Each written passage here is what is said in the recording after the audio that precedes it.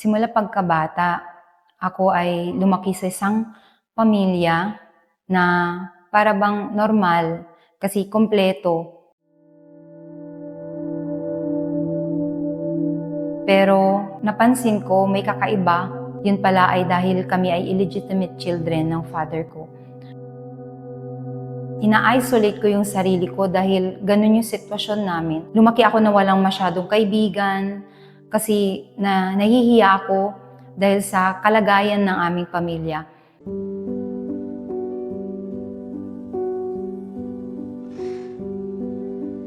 Nag-enter ako sa mga relationship. So para bang kapag may rejection is okay lang kasi hindi naman ganun kahalaga yung sarili ko. Nagkaroon ako ng pangarap, pumunta sa ibang bansa. May isang kamag-anak kami na nangako sa akin na kukunin ako sa ibang bansa. Pero hindi yun natupad. Nadagdagan yung galit sa loob ko, nadagdagan yung sama ng loob. Nung time na yun, doon sa training center, doon ko na nakilala yung aking asawa.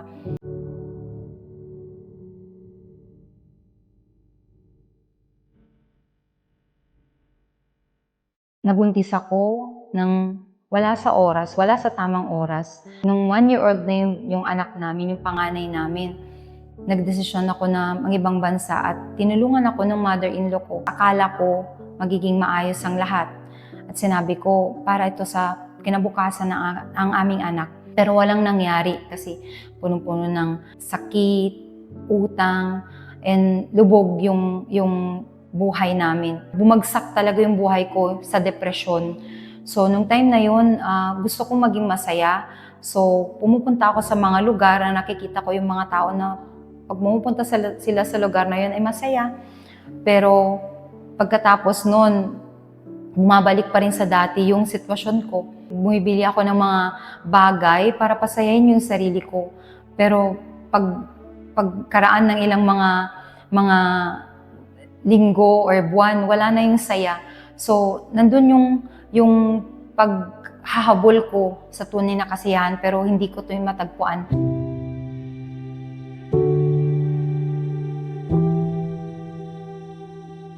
May time na question ko kung meron ba talagang Diyos kasi bakit ganun yung sitwasyon ko. Parang paikot-ikot na lang sa kalungkutan yung buhay ko. So nung time na yun, habang naglalakad ako, may isang nagbigay sa akin ng invitation makarating sa Simbang Universal. Nung time na yun, binigyan ako ng Holy Oil Event invitation. At nakita ko sa invitation na yun yung mga transformation ng mga tao na ginamit yung faith nila. So nung time na yun, hindi na ako nagdalawang isip na pumunta. First service pa lang is nagkaroon na ako nito sa kalooban ko na bakit lahat ng sinasabi ng lalaki dun sa harap is parang patungkol sa akin.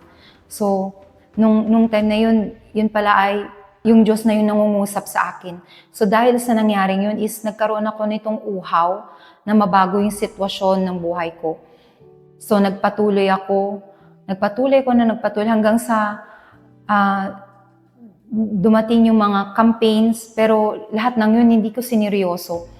Pumupunta lang ako dun for physical blessing para gumaling kami sa sakit, mag-prosper sa finances. Pero walang nangyari sa buhay ko. Walang talagang mabuting pagbabago. Dumating yung time na kailangan akong mag-for good and yung asawa ko yung naiwan sa ibang bansa para magtaguyod sa aming pamilya. So nagkaroon na naman ng long distance relationship sa aming mag-asawa, which is nung time na yun is magulo pa rin yung marriage namin. Walang pagkakaunawaan, walang plano para sa future. Para bang kami ay nandun lang, dun sa moment nang na yun, yung depression mas tumindi. Wala akong mapaghingan ng totoong tulong. So nung time na yun, hiniling ko na sana magkaroon ng Simbang Universal hanggang sa dumating yung opportunity na nagkaroon ng simbahan dito sa Tugigaraw.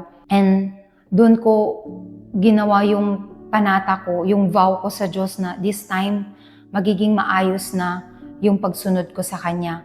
So dumating yung campaign kung saan kailangan mong iwan yung lumang ikaw, yung lumang ako na maraming issues sa loob, maraming mga bagay sa loob na hindi ko kayang sabihin even sa ibang tao. Katulad ng galit, sama ng loob dahil sa sitwasyon na kinalakihan ko, yung mga sama ng loob na meron ako sa ibang tao, yung mga rejection sa akin, yung pagtingin ko sa sarili ko na less valuable kaysa sa ibang mga anak o ibang mga tao. Pinaalala sa akin ng Diyos yung salita niya na sinabi niya, ngunit pinili ko yung mga mahihina, tinuturing ng mundo na mahihina para hiyain yung mga malalakas.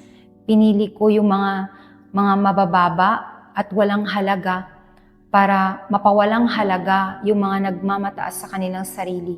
So, pinanghawakan ko yung salita ng Diyos na yun na sinabi ko na tayo ay ginawa ng Diyos pantay-pantay. Tayo ay ginawa ng Diyos para hindi maging mas mataas sa iba, kundi yung nakita ko, yung value ko sa harapan ng Diyos. Kaya sinuko ko sa Kanya yung mga hiningi niya sa akin, yung mga bagay na tinuring kong valuable para sa akin, yung mga gadgets, yung mga yung mga hilig ko noon, inilagay ko lahat yun sa altar. Kahit masakit sa loob ko, pero isinakripisyo ko lahat ng yun para matanggap kung ano yung ino-offer sa akin ng Diyos, yung Spirito niya.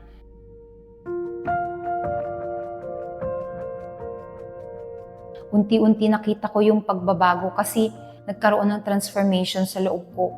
Hindi ko na iniisip or hindi ko na masyadong ini-involve yung sarili ko sa mga bagay na sinasabi nila sa akin na nagpapawalang halaga sa akin, sa sarili ko. Lagi kong iniisip ko ano yung sinasabi ng Diyos tungkol sa akin, sa value ko sa Kanya.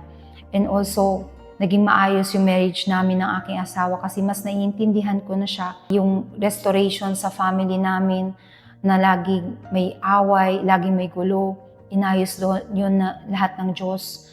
And also, ngayon, dahil sa experience ko nung ako ay depressed, binigay sa akin ng Diyos yung uhaw na ilapit sa Kanya yung mga kaluluwa na depressed din, yung mga kaluluwa na naghihirap din katulad ko noon.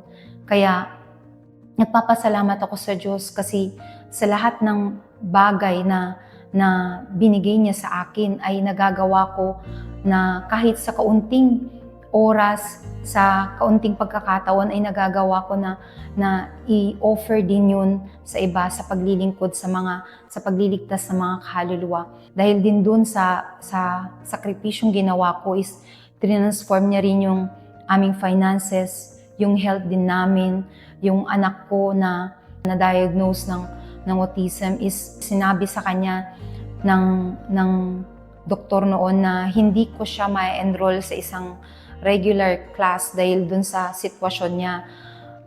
Ngayon nakita ko yung pagbabago. Siya ay lumalaki na may takot sa Diyos. Siya ay lumalaki na katulad na ng normal na mga bata. Kaya lubos ako nagpapasalamat sa Diyos sa lahat ng ginawa niya sa aming buhay.